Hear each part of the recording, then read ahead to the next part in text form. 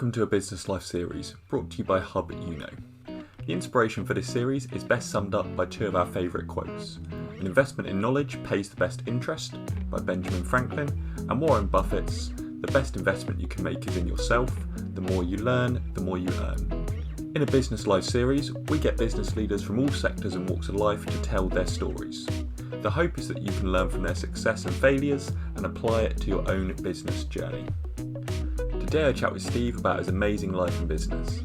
From keeping a ledger as an 11-year-old, to flying to America to buy used sports cars after uni, on successfully fighting the whaling industry, to starting a hugely successful social enterprise.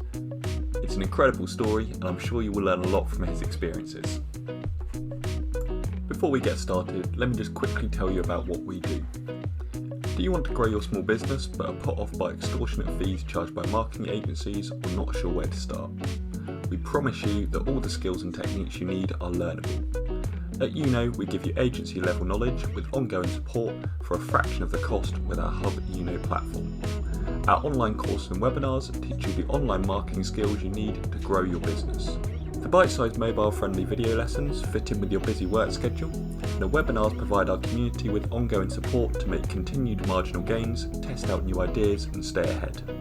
Try it for free with 2 courses and a selection of webinars. Just click sign up for free, search HubYuno, or click the link in the description if you are watching on YouTube. Hi Steve, how you doing? I'm good, Johnny. Nice to talk to you. Yeah, great to chat to you as well. Congratulations on the Liverpool finally lifting the trophy. I mean, shows my age, but I remember watching them in the 70s. We used to do it all the time, but it's been a bit of a gap. Yeah. It's been a little while since the last one, hasn't it? It's been a few years, right? But we're there now, so I'm not sure what I can say on an interview, but it's pleasing that my brother's a Manchester United fan. Yeah, it's going to be gutting for Man United fans at the moment. Yeah, he's not. I haven't heard from him for about 3 or 4 weeks. Actually. No, I think Gary Neville went missing for a bit. Anyway, I could definitely talk for half an hour on just football in the league, but let's talk about me. Let's talk about you. Yeah, go for it. So just how I start off every one of these is just a 30-second minute kind of elevator pitch, I guess, about your life in business. Okay. Well, it really all started with me fixing bicycles and motorbikes back when I was 11 or 12 years old with my mate Paul. And that turned into the day after our final exams at university, going to the United States and buying lots of rust-free classic British and German sports cars. We brought them over, we restored them. And for the next 10 or 15 years, we built several garages and businesses restoring and renovating classic cars. In the later stages of that, we found that the garages we owned, and they were successful businesses, and I'm an absolute petrol head, which is ironic when I talk about my environmental stuff later.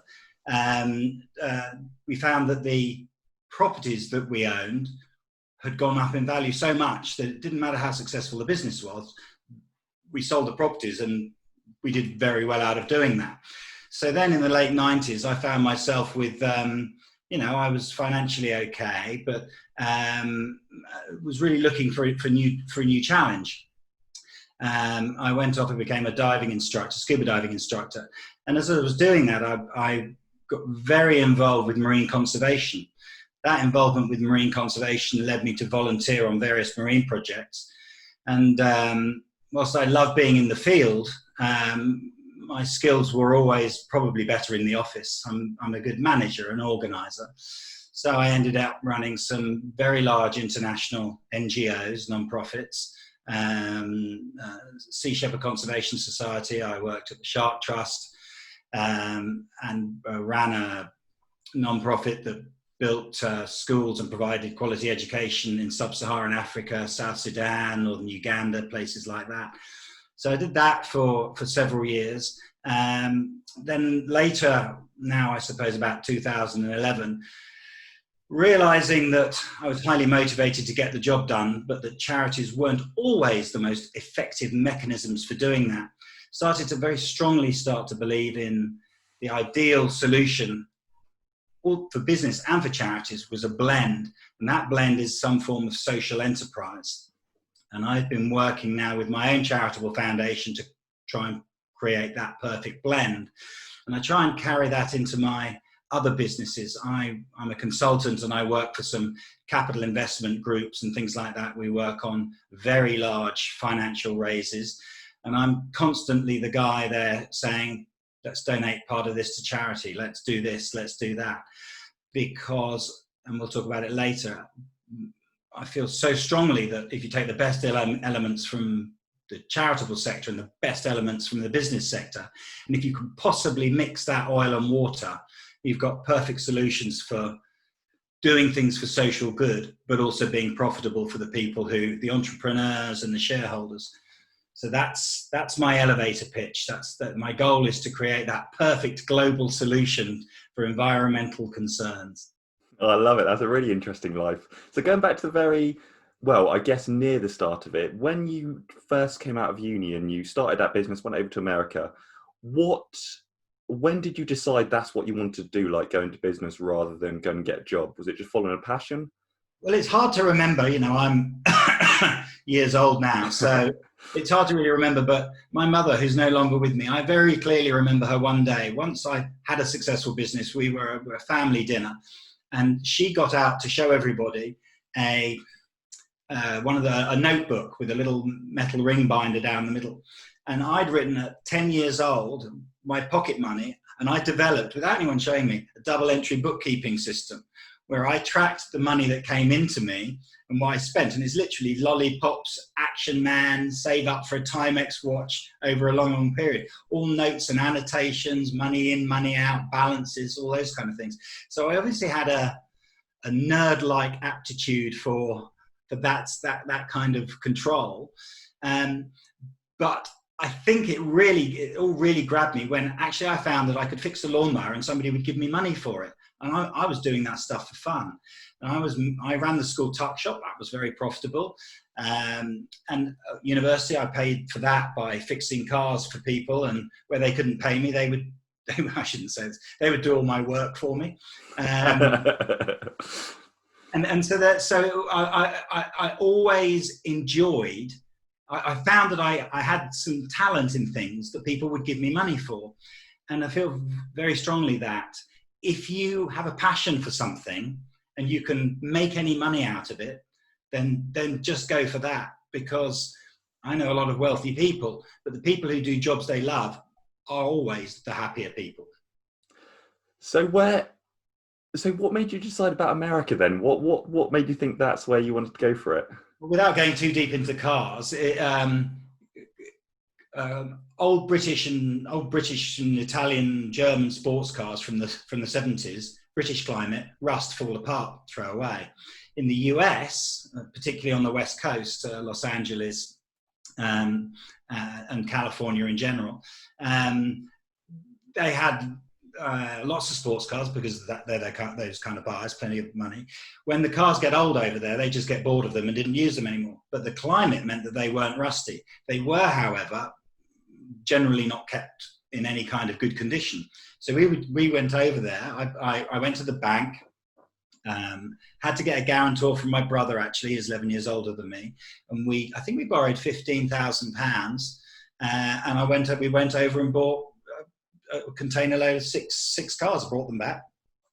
And then we rebuilt them. We got to know the people at the Classic and Sports Car and various car magazines. They did articles on the cars and what we were doing, and our business was born from that. Well, it all sounds like it was obviously very successful. And when you got to the end of it, it was a lot of hard work. So people miss this sometimes. So to put that into perspective, is it work when you're enjoying it? Well, it's still work. So we were working in my dad's garage 17, 18 hours a day, on our backs, pulling bits off cars, welding bits to cars. I mean, I had a great dad to put up with this, by the way. But, it was day after day after day after day I work that hard now. You don't, if you love what you do, you are good or get good at what you do, work really hard, be really honest, look after your customers, quality of service, all those cliche things that are so completely true. and operating like that has served me incredibly well. So when you got to the end of that, what made you think of that really big change of going out and doing diving, or going out and having a complete change of lifestyle? Well, I've been interested in scuba diving as a hobby for years. And so it was literally, I mean, one of my other choices was that I was looking at going to Australia and learning to fly helicopters, because that sounded interesting. And I can remember you could do a 6-month course for $18,000, was it $18,000 or I can't remember. And so those were my two options: go to Thailand and become a scuba diving instructor, or go and learn to fly helicopters. And I thought, well, I don't know anything really about flying helicopters. So whilst it might sound cool, I'm not really quite sure what that's all about. So I thought, well, let's go over to Thailand and do scuba diving instructing. I did that. Funnily enough, after I'd got my rating as an instructor and I was beginning to teach people, I found I didn't enjoy teaching people to dive. I didn't enjoy sitting in a swimming pool doing that. What I enjoyed doing was being out in the open water and looking at fish and corals and those kind of things. So that's what led me into the conservation side of it. And over the next 5 or 6 years, I saw a massive degradation of the marine ecosystem. You could see it in a dive site I'd been to a few years before. I'd go back on a liveaboard or something, and you'd see the corals were dead. There was no more sharks. There was no. So seeing that, something I loved so much, and seeing how bad it was, I wanted to do something about it. So I just emailed everybody who worked in any kind of thing. Can I help? Can I do this? And then we'd get involved as a volunteer. Love what I did, worked really hard, tried to get on with people, and that sort of pushed me forward to ending up running those operations. So it's for scuba diving, and then you thought, oh, I can do something about this. I'm going to send out emails and do whatever job I need to do and work up through. So what was the big step up then from going from that sort of level? Was it just sort of gradual moving up, and then you just moved up there? Or was there a big jump? I think people can whatever you're doing, people like to see effort and passion, right? And so any good manager, person who's more senior than you, who identifies in you that you work hard, you're honest, you plug away, that you get all those good things, you'll go forward. And if I'm going to do something, I will try and, even if, as it was last night, try and fix the oven so I don't have to buy a new one at home. I will take that thing apart and I will do everything I possibly can to make it work, which, by the way, I failed to do in that case, and we'll have to buy a new one. But in everything I do, I try my absolute best to give it my all. If I can't do it, try and identify it quickly, and then decide to get somebody else to do it, or move on. Those are the decisions that I make in everything I do all the time. So the next stage was the moving up in the charity sector and moving up in the charity work. So when did you decide to kind of move off and, I guess, kind of do it for yourself a bit, or look for the social enterprise, that sort of change? That really happened about 8 or 9 years ago, I suppose. I was working at, I was the chief executive of Sea Shepherd Conservation Society International, and they did amazing work. But various things, you could see that, and they're a very direct action non-profit. So we would go to Antarctica. I did 6 months in Antarctica on small boats chasing harpoon ships. I mean, all fantastic, super amazing and exciting. And we got great results. We ended up with the Australian government taking the Japanese government to the international court, who awarded against the Japanese whaling operation, saying it was illegal in Antarctica. But it was becoming quite apparent that, especially with the advent of social media and access to information, that trying to work with governments rather than fight against them, which is hard work, believe me, was probably the best way forward. So my co-founder of the charity, Lawrence, and I decided to try and do it ourselves and try and work with enforcement organisations and try and provide solutions. So keeping away from the hefty political side of non-profits, we would look at a project and we would say, well, we can fix that anti-poaching problem for rhino in that game reserve. This is what we have to do. We go in and do that, and then we come out and we go in and do something else. And that charity, which is now called Smart Parks, has become a very large international operation. And we still maintain the same things. We work with the governments. We work with law enforcement agencies, which can be very challenging in Zaire or Gabon or South Africa even. It's challenging. But if you aren't collaborative, it makes it very hard to make those projects last for years and years and years and be successful. And it's all about being tenacious and keep going. Try and mix that business brain that I've got, which I think is quite good, to run something efficiently, but without upsetting the very passionate, charitable people who think business people are the devil incarnate, which of course, but both sides are partially right and partially wrong. So that's why I want to try and blend the best of, the business operations with the best of charity operations, and then all the problems in the world will go away. Yeah. Just on that note, a slight track to the right a little bit. Like, do you think, because there's obviously a number of environmental issues that we're facing at the moment, do you think enough is being done, or are we on the right track? Or from your everybody knows not enough is being done, Johnny. I mean, everybody knows that. Let's where to even start with that? I do lots of talks, the Royal Geographical Society, to all sorts of people, and you're always asked, well, what should we do? So I would say to individuals, those things that you understand that you would be able to do better, try and be better with those. It's not just about giving money to charities, and I know people often don't want to give money to charities for all sorts of reasons, which include charities waste money. And some charities do waste money because they're not efficiently run. Lots of charities do things really, really well, but it's hard to understand that as a donor. Part of my job in the charity sector is to explain to donors why we do it well. But there's all sorts of things. I mean, I'm a vegetarian. I've been a vegetarian for several decades. It used to be very difficult. Now it's super trendy. That's one of the super cool changes that's happened in the last probably 2 or 3 years, I suppose. It means that better products for vegetarians are coming out, which means that people who eat meat can transfer over to nice tasting products rather than big lumps of tofu and carrots.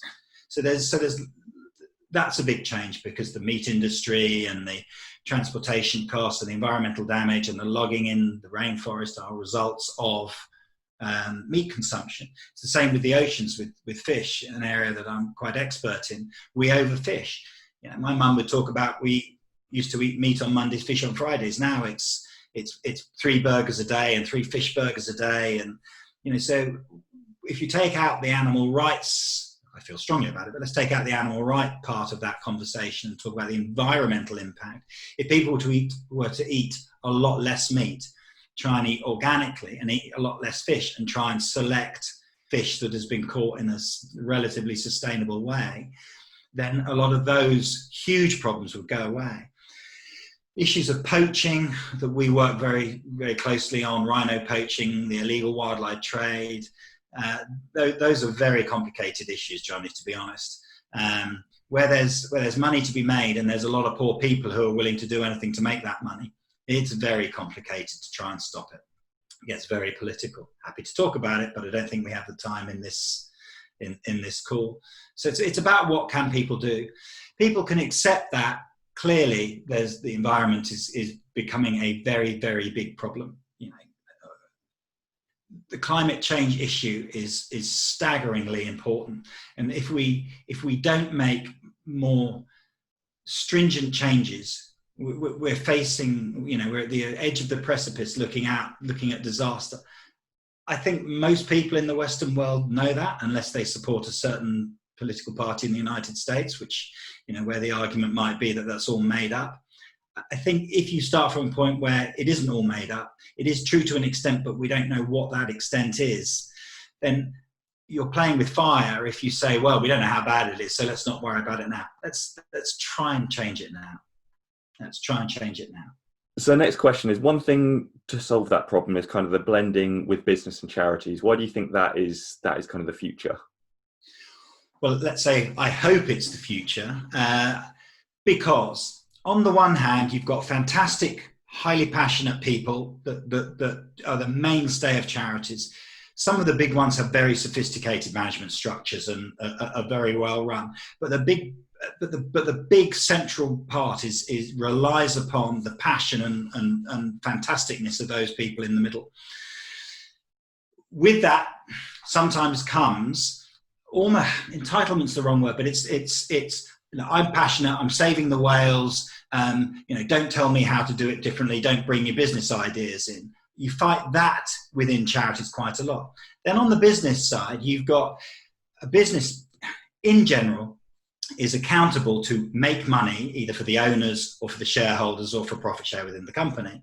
So broadly speaking, for any kind of well-run company, if somebody isn't doing very well in a position in that company, or if a system is not as efficient as it could be, or there's a better way of doing something to make it more successful, it's done a lot more quickly than it is in a charity, because in a charity, people will go, well, it's not all about that, is it? So social enterprise is supposed to be about allowing a company to make money, satisfy shareholders, get investment, but share a lot of that money onto social good sides of the business of that charity. And that works, but it only works where the two elements come together. Now, bringing those two elements together is very difficult, and sometimes involves letting people go who are too extreme to fit in and understand that it will work. Like the vegetarian argument I had 10 years ago, everybody thought I was some kind of left-wing nutcase. Now, if I say I'm a vegetarian, it's just not even an issue. That's where I think social enterprise will be. And then I probably in the next five to 10 years. And if that happens, then you start to get a culture that looks at both things. It's okay to make money, but it's also important for the culture of all businesses to understand that their activities and their operations must not only reduce their footprint of damage, but they must also be trying to do things to solve the issues out there as well that they may not be responsible for, but their skills and talents may help with. I mean, my Smart Parks, my charitable foundation, we won the Social Good Laureate Award in Silicon Valley in the end of 2018, first non-US company to win it. You know, and we now work with people like ARM, Microsoft, all these people who are willing to help do that. They have the capability, and actually Silicon Valley is very good at this, integrating into social good causes. Now, I'm not going to say that those kind of companies are the solution, but at least it's beginning to become part of the culture, which is it's like a Toyota Prius, not the most environmental car in the world, but it starts to train people that it's acceptable to have solutions. And if that becomes part of the culture, then change can happen. Excellent. So we're kind of getting short on time now. So I think just to wrap it up, and it's a really interesting life story and a very interesting life you've had. What would be the kind of 3 takeaways that you'd maybe pass on to people at kind of different stages of think about change, or maybe at the start of something? Well, let's do it this way. For those people starting out on their business journey, probably their life journey, very exciting. I am never going to advise that you do something or take a risk. But if it's possible to find something that you can do that you love and make enough money to live, do that rather than anything else. That's my first takeaway. My second takeaway would be, for anyone who's running a business, have a think about whether you can have a social enterprise, a social good element within your business. Put it in your culture right from the start. Don't try and greenwash yourselves and pretend you're something you're not. But have a culture of thinking that we can do good things at the same time as we can try and make money for ourselves. And then the final takeaway point is, I can think of nothing else to say other than just love what you do. If you don't love what you do something else. All right. Thank you, Steve. That was an excellent interview. Great to catch up with you as well. Thank you, Johnny. It's good to talk to you as ever.